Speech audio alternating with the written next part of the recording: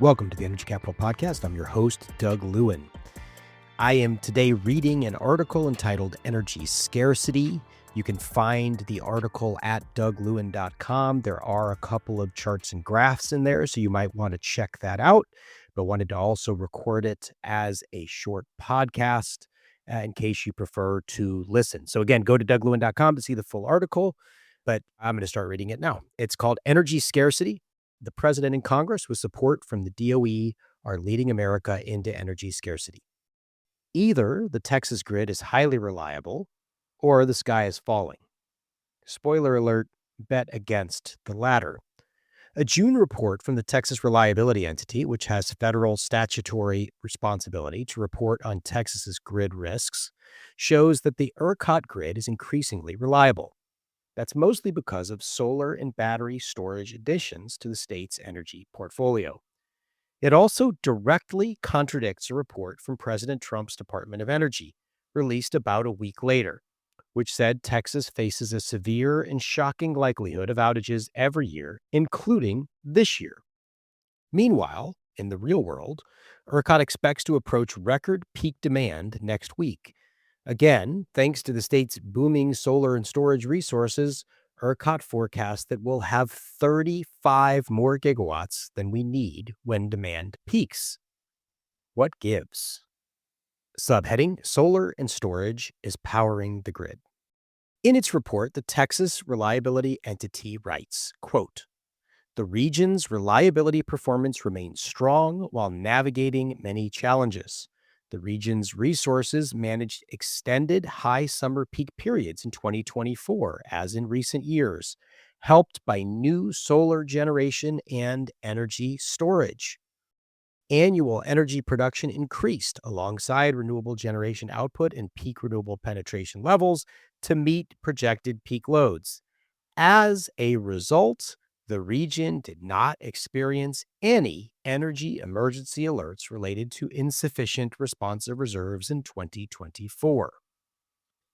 End quote. Yes, no matter what anti-energy politicians or activists say or believe, Texas' abundant solar and battery storage resources are helping meet our booming demand.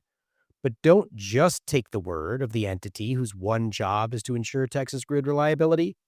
ERCOT CEO Pablo Vegas told the ERCOT board just last month, quote, "The risk of emergency events during peak demand periods is shrinking, dropping from over 10% a year ago to under 1%. Vegas, again, the CEO of ERCOT, also said, quote, "The peak in the summer, of course, is in the afternoon at the peak heat when air conditioning load is at its highest. Solar energy is very well suited to help support that." End quote. And the chairman of the Public Utility Commission of Texas, Thomas Gleason, said much the same late last year. Quote, "Solar and storage are key for reliability in this state." Gleason said, "We need them to be successful." End quote. He added that solar and storage, quote, "saved us this summer." End quote. He was speaking of 2024. It's almost certain to be true this summer as well.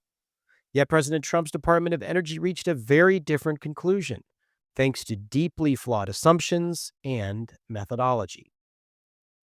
Heading, What the DOE Got Wrong. First and foremost, the DOE assumes that only Tier 1 energy generation projects will be built over the next 6 years. These are projects that are so far along that they're almost certain to be completed. Texas has about 29 gigawatts worth of them. The thing is, Texas has added 50% more than that to the ERCOT grid in just the last 4 years. And there are 112 gigawatts worth of projects, nearly 4 times as much as in Tier 1, in Tiers 2 and 3, just waiting to graduate. The DOE assumes that none of that will get built. Unfortunately, the DOE report comes on the heels of the catastrophic new federal budget law, the apparently unironic Big Beautiful Bill that was designed, especially with subsequent executive actions, to hobble renewable energy projects in Texas and around the country. Maybe that's the reason for the DOE's pessimism about the Texas grid. It's like a doctor mocking the health of a patient after cutting off that patient's medicine. The DOE report seems to describe a state of energy scarcity that the administration and Congress are creating. Given the regulatory uncertainty they've injected into the process, a shortage of Tier 2 and Tier 3 projects might become a self fulfilling prophecy. The graphic below, again, you can see that at douglewin.com, is from the North American Electric Reliability Corporation, or NERC's, long-term reliability assessment published in December last year. It shows more than 100 gigawatts of generation in tiers 2 and 3. It also shows steadily rising reserve margins, the amount of supply in excess of demand represented in the blue bars on the graph, as additional tier 2 and 3 capacities brought online. But because the president has directed the Treasury Department to make it as hard as possible to qualify for tax credits, many of these projects won't get built to service rapidly rising load growth. They're literally creating energy scarcity in place of energy abundance. What we talk about when we talk about coal. Why would the administration make such a big bet on such dubious numbers? The clear implication is that officials are scrounging for excuses to force inefficient coal and gas plants to keep running, no matter how bad they are for consumers and grids. As Princeton energy modeler Wilson Ricks told Canary Media, quote, "This report seems designed from the ground up to justify keeping coal plants open with emergency orders." End quote. Of course, old coal plants are far from reliable. As TRE noted in their report and is shown in the chart below, forced outages of conventional generation are up significantly in recent years. Forced, that is, unplanned outages, gas and coal plants, are up 50% compared to 10 years ago. Indeed, old gas and coal plants are among the least reliable generation resources in existence. Heading, what's the plan? DOE's shoddy analysis also doesn't bother with a prescription. Clinging to aging, unreliable power plants is a band aid at best.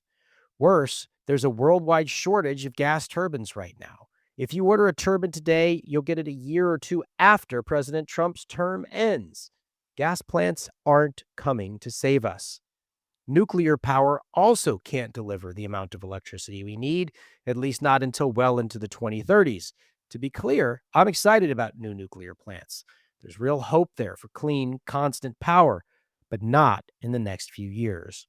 The technology simply can't scale that fast. So seriously, where does anyone, including the Trump administration, propose getting the new electricity that America is going to need to power rising demand from AI data centers, industrial electrification, and increasing extreme heat?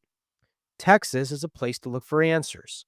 ERCOT expects to integrate a mix of renewables, storage, gas peaker plants, and demand response programs in coming years to meet the state's aggressive demand growth projections. Texas is also on the front lines of energy waste reduction. The PUC and ERCOT's Energy Waste Advisory Committee will soon take that crucial issue up per requirements that the legislature approved this year. Vegas, ERCOT's CEO, has been a consistent defender of the state's competitive energy market and its ability to meet the state's energy needs. In a House Committee on State Affairs meeting this year, State Representative Rafael Anchia asked Vegas whether, quote, market forces exist today, absent heavy government involvement, for us to meet load forecast, end quote. Vegas's reply, quote, the market as structured today is very well suited to support the growth trajectories that we're seeing increase in the state of Texas, end quote. It's working. The U.S. Energy Information Administration says the wholesale cost of power in ERCOT is 15% below the national average, all while reliability in Texas has improved.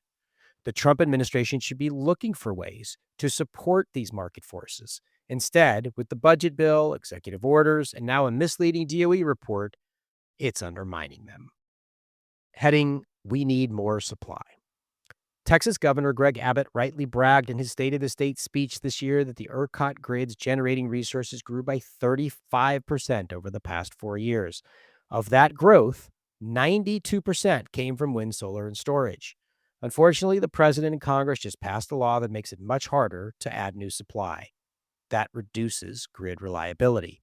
It's kind of perfect that the DOE released its doom and gloom report just days after the bill was signed.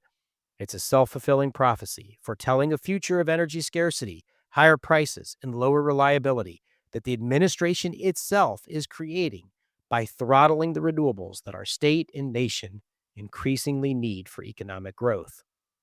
Their report is not a representation of current reality or trends. It's a window into the world they're creating. When we get there, when you're spending more than you can afford on less reliable power, remember who to thank. Thank you for listening. Please go to DougLewin.com to see all the graphs and charts and to subscribe. This is a free post, but it is not free to produce. Please consider becoming a paid subscriber to the Texas Energy and Power newsletter and the Energy Capital podcast. And please, please recommend the newsletter and podcast to friends, family, and colleagues, and leave us a 5-star review wherever you get your podcast. Thanks so much for listening. Have a great day.